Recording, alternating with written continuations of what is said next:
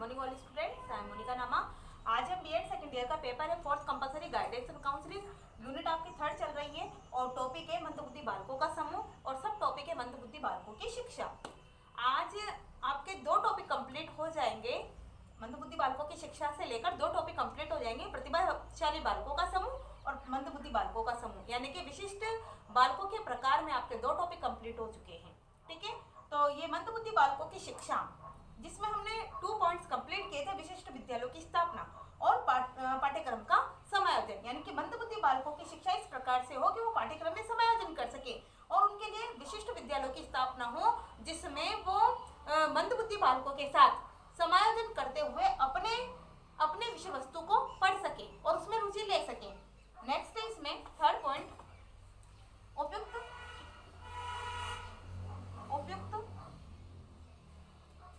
सामग्री प्रदान करना। उपयुक्त सामग्री प्रदान करना, उपयुक्त सामग्री प्रदान करना। मंदबुद्धि बालकों की शिक्षा के लिए, मंदबुद्धि बालकों की शिक्षा में विकास हो, इसके लिए उन बालकों को उपयुक्त सामग्री प्रदान करना, यानी कि उन बालकों को अधिगम की जो विषय वस्तु है, कक्षा शिक्षण के दौरान जो अधिगम की जो शिक्षण अधिगम की जो विषय वस्तु है, अधिगम का जो पाठ्यक्रम है, उसमें वो उन बालकों का मानसिक स्तर के अनुसार विषय वस्तु होनी चाहिए, यानी कि अधिगम की जो विषय वस्तु है वो बालकों के मानसिक स्तर के अनुरूप होनी चाहिए, बालकों के मानसिक स्तर के अनुसार होनी चाहिए। बालकों के मानसिक स्तर के अनुरूप या अनुसार जब वो विषय वस्तु होगी तो वो उपयुक्त सामग्री उनको प्रदान हो सकेगी। वो उस पाठ्यक्रम में या उस विषय वस्तु में जो अधिगम की जो विषय वस्तु है उसमें वो अपनी रुचि लेंगे, यानी कि अधिगम की विषय वस्तु अगर सरल होगी, आसान होगी, सुगम होगी, तो सरल, सुगम और स्पष्ट होगी, तो ऐसे पाठ्यक्रम का प्रयोग ऐसे बालकों के लिए किया जा सकता है और उनको उपयुक्त सामग्री प्रदान की जा सकती है। कहने का तात्पर्य सीधा सा ये है कि जो अधिगम के कक्षा शिक्षण के दौरान जो अधिगम की विषय वस्तु है वो बालकों के मानसिक स्तर के अनुसार होनी चाहिए और बालकों के मानसिक स्तर के अनुरूप ही वो विषय वस्तु स्पष्ट होनी चाहिए, सुगम होनी चाहिए, सरल होनी चाहिए।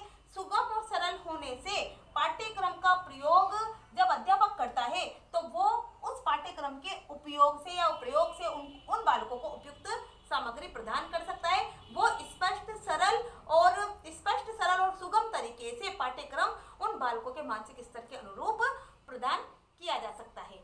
ऐसा पाठ्यक्रम मंदबुद्धि बालकों की शिक्षा का होना चाहिए। साथ में यह है कि ऐसे बालकों की मानसिक स्तर के अनुसार ही, यानी कि जो मंदबुद्धि बालक होते हैं उन बालकों के मानसिक स्तर के अनुरूप ही श्रव्य दृश्य सामग्री का प्रयोग करना चाहिए। कहने का मतलब है कि मंदबुद्धि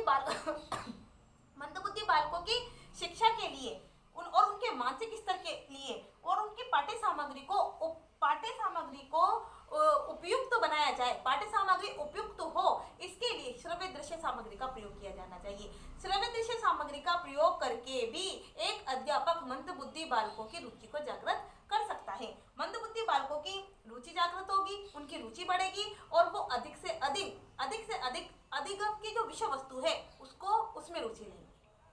उसमें रुचि लेंगे। इस प्रकार मंदबुद्धि बालकों की रुचि को बढ़ाने के लिए या रुचि को बढ़ाते हुए साथ में उपयुक्त अवसरों से लाभ प्राप्त करने के लिए उन्हें उपयुक्त सामग्री प्रदान करनी चाहिए।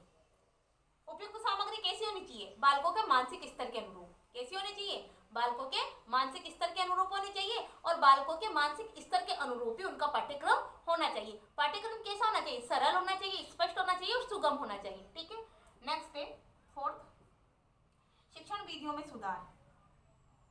शिक्षण विधियों में सुधार।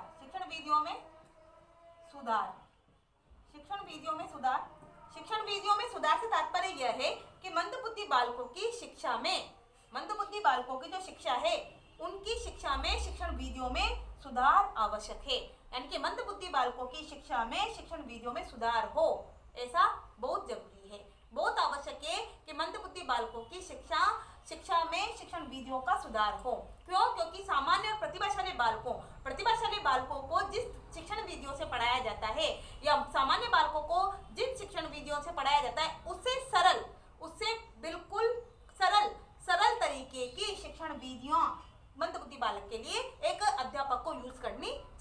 ऐसी शिक्षा हो जिसमें शिक्षण विधियां सरल हो, सुगम हो और मंदबुद्धि बालक उसमें रुचि ले, ऐसी शिक्षण विधियां होनी चाहिए। क्यों? क्योंकि जो मंदबुद्धि बालक होता है वो मंदबुद्धि बालक लिखित कार्य को समझ नहीं पाता है। लिखित कार्य उनके लिए बिल्कुल असमंजस की स्थिति उत्पन्न करते हैं। कहने का मतलब है कि लिखित कार्य उनको कठिनाई का कार्य लगता है और कठिनाई का कार्य लगने से वो अमूर्त संकेतों से तात्पर्य ये होता है कि उनकी सूझबूझ, उनकी जो कल्पना शक्ति है या उनकी सोचने समझने की जो शक्ति है या उनकी जो सूझबूझ की जो क्षमता है उससे वो अपने लक्ष्य को प्राप्त नहीं कर पाते, केवल वो नकल करते जाते हैं, केवल वो ओनली नकल करते हैं। वो उसको नकल करते उसको न तो समझते हैं, न अपनी सूझबूझ से उसको उतारते हैं, न अपनी सूझबूझ से उसको किसी कॉपी करते हैं और न ही अपने सूझबूझ से यानी कि सोचने समझने की वो क्षमता रखते हैं। तो कहने का मतलब होता है कि जो उनकी सूझबूझ की जो क्षमता होती है वो सूझबूझ की क्षमता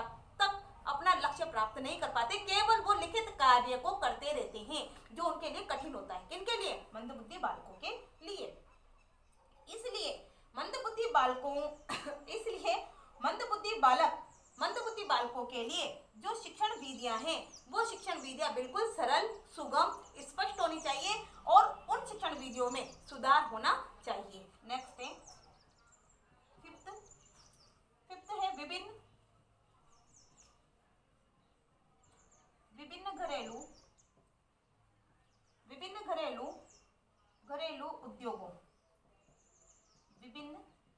उद्योगों की जानकारी प्रदान करना।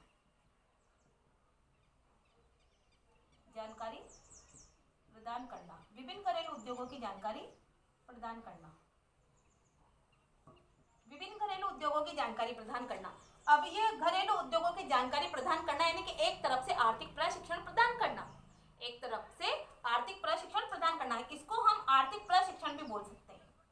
इसको हम आर्थिक प्रशिक्षण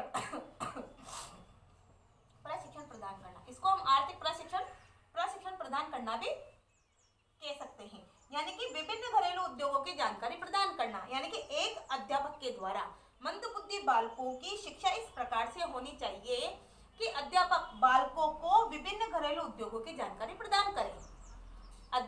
एक अध्यापक के द्वारा शिक्षण कार्य के दौरान मंदबुद्धि बालकों की शिक्षा में इस प्रकार मंदबुद्धि बालकों को शिक्षा देनी चाहिए या इस प्रकार से मंदबुद्धि बालकों की शिक्षा की व्यवस्था होनी चाहिए कि उनको विभिन्न घरेलू उद्योगों की जानकारी प्रदान हो, उनको विभिन्न घरेलू उद्योगों की जानकारी प्रदान की जाए, यानी कि उनको आर्थिक प्रशिक्षण प्रदान किया जाए। किस प्रकार से आर्थिक प्रशिक्षण प्रदान किया जाए कि जैसे कि मान लीजिए हस्तकला का कोई उनको हस्तकला से संबंधित कोई उनको कार्य सिखाया जाए या फिर छोटे छोटे उद्योगों के प्रति उनको आकर्षित किया जाए, जिससे यह होगा कि उनको आर्थिक प्रशिक्षण दिया जाए और आर्थिक प्रशिक्षण देने से वो अपने जीवन का निर्वाह अच्छे से कर सके, कहने का मतलब होता है कि मंदबुद्धि बालक पूरी तरीके से मेंटली हो ऐसा संभव नहीं है। हम ये नहीं कह सकते कि वो पूरी तरीके से मेंटल है या पूरी तरीके से वो मंदबुद्धि है, ऐसा हम नहीं कह सकते, बल्कि उनमें कुछ ना कुछ एक कार्य के प्रति, जैसे पढ़ने के प्रति उनकी रुचि नहीं होती तो दूसरे कार्यों में उनका जो इंटरेस्ट है उसको बढ़ाया जा सकता है। तो कहने का मतलब है कि विभिन्न घरेलू उद्योगों की जानकारी यानी कि आर्थिक प्रशिक्षण प्रदान करके भी